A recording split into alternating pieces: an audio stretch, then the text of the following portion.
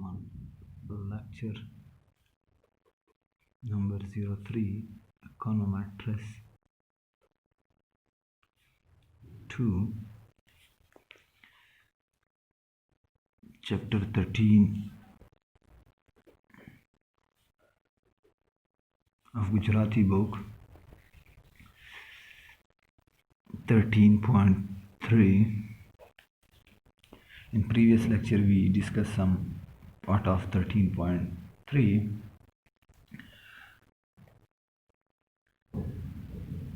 Reach to equation we discussed in last lecture. Equation we discussed the variance of beta 2 and variance of alpha 2 and variance of beta 2.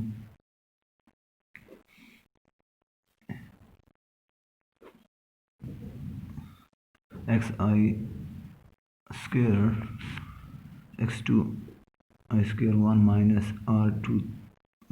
this, which is equal to sigma square divided by x2 I square into VIF. We discussed in previous lecture still that point VIF, variance inflation factor, and variance inflation factor value calculated by this 1 divided by 1 minus 2 3, correlation between independent variable, here 2 variable independent 2 and 3. We discuss still this point. Now अगर ये zero हो जाए तब क्या होगा, हमने इसको discuss किया कि अगर कोरिलेशन क्या हो कि वेरिएंस, हाँ इस पॉइंट को भी डिस्कस किया कि इसका variance of beta 2 in last lecture, variance of beta 2, लेकिन फिर भी हम इसको बायस कह रहे हैं on the basis of missing. ये क्या, ये हमारे पास ये जो है ये हमारे पास ट्रू और फिटेड मॉडल से जो पैरामीटर कैलकुलेट किया गया है, और ये जो वैल्यू है ये एक फॉल्स और अनफिटेड मॉडल से जो हमने पैरामीटर फाइंड किया किस चीज़ के लिए, पैरामीटर वो x2 के लिए। अब फिर वेरिएंस ऑफ x2 हमने जो कैलकुलेट किया, ये कोफिशिएंट किस चीज़ के हैं, ये कोफिशिएंट फ्रॉम अनफिटेड, तो वो x2 की कोफिशिएंट ही है, इसका वेरिएंस कम होगा from the variance of beta 2 जो ट्रू मॉडल से, लेकिन फिर भी हम बायस इसको कहते हैं on the base of missing a important variable. और अब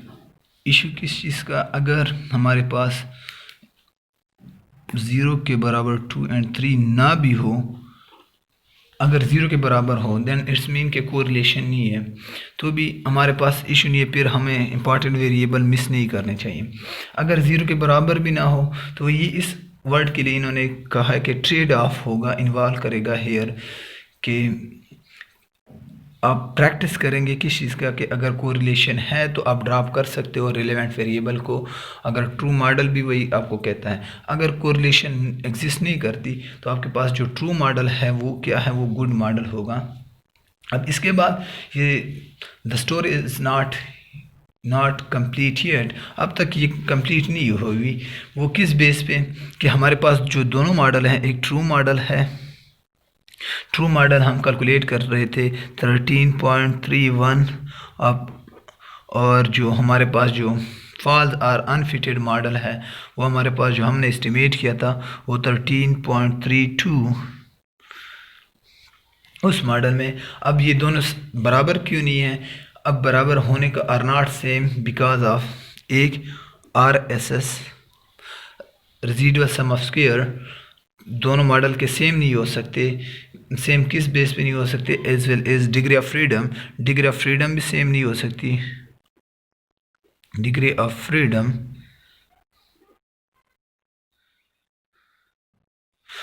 अब डिग्री ऑफ फ्रीडम एक मॉडल में अगर हम देखते हैं, रिपीट करते हैं, हमारे पास एक model y is equal to the original beta 1 plus beta 2 x2i square plus beta 3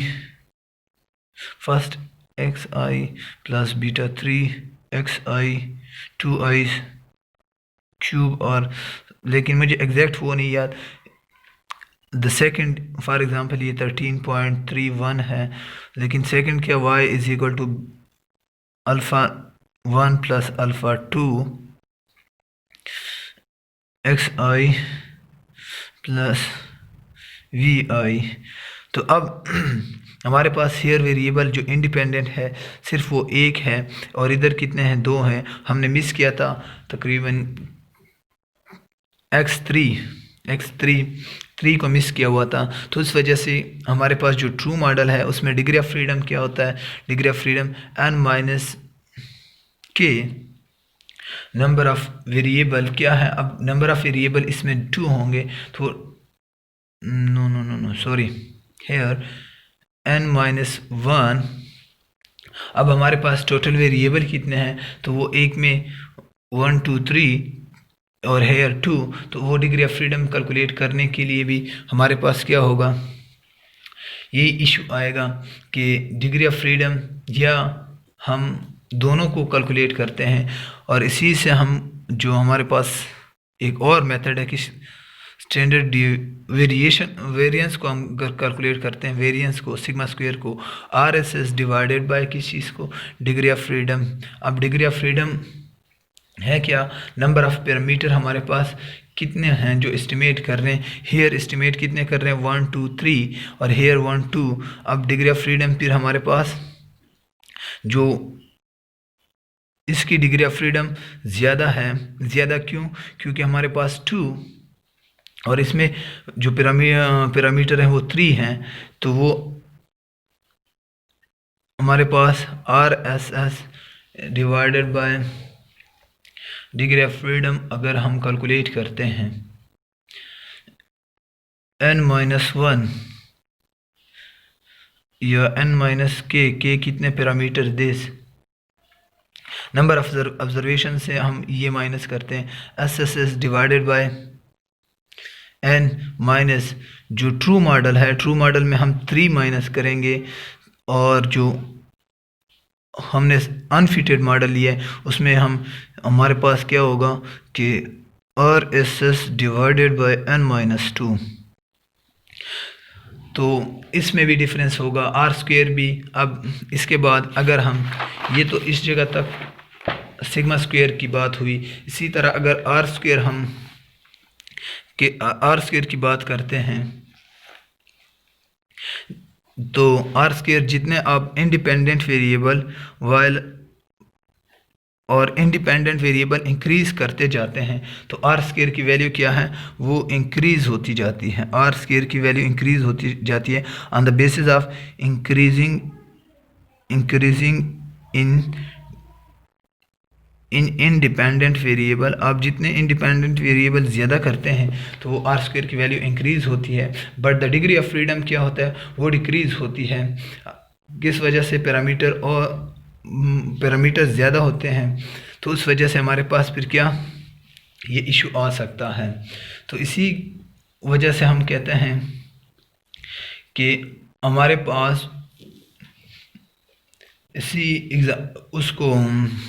missing variable जो इम्पॉर्टेंट वेरिएबल है, तो उसमें हम बेस करते हैं किस चीज़ की, कि लॉस ऑफ क्या करते हैं, लॉस ऑफ, अगर हमें ये पता ना हो कि ये इम्पॉर्टेंट वेरिएबल जो हमने मिस किया है ये रिलेवेंट है या नहीं है। अगर रिलेवेंट ना हो देन क्या होगा, हम फिर लॉस करते हैं किस चीज़ को, लॉस करते हैं degree of freedom, loss in degree of freedom, और हमारे पास डिग्री ऑफ फ्रीडम और हमारे पास आर स्क्वायर की वैल्यू इंक्रीज होगी एक इररिलेवेंट की। अब जो मेन पॉइंट है इसकी कंक्लूडिंग जो टोटल इसी टॉपिक की, तो ये है कि अगर हमारे पास हमने relevant variable for example x3 miss किया हुआ है, रिलेवेंट वेरिएबल, और उसके मिस किया हुआ है x2 और x3 जो उसी मॉडल के रिलेवेंट मॉडल के, आप स्टार्ट से उनको देख लेना जो इक्वेशन है। तो अगर इसमें कोरिलेशन भी नहीं है, कोरिलेट भी नहीं कर रहे हैं, और भी दोनों हमारे पास दोनों मॉडल से अल्फ़ा 2 एंड जो बीटा 2 हैं, ये अनफिटेड से ये फिटेड या ट्रू मॉडल से जो हमने कैलकुलेट किए वो भी सेम हो, फिर भी हम क्या कहते हैं कि हमारे पास जो कि मिसिंग वेरिएबल की वजह से हम किस मॉडल को, ट्रू मॉडल को हम सेलेक्ट करेंगे, और हम कोई भी ट्राई नहीं करेंगे कि ड्रॉप करें, क्योंकि on the basis of relevant theory अगर हम ड्रॉप करते हैं तो हम अपने मॉडल को कमज़ोर बनाते हैं। इसी तरह इसके बाद जो टॉपिक है हमारे पास inclusion of an irrelevant variable.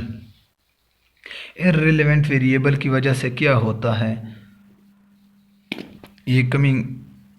B part this lecture में स्टार्ट करेंगे इंशाल्लाह।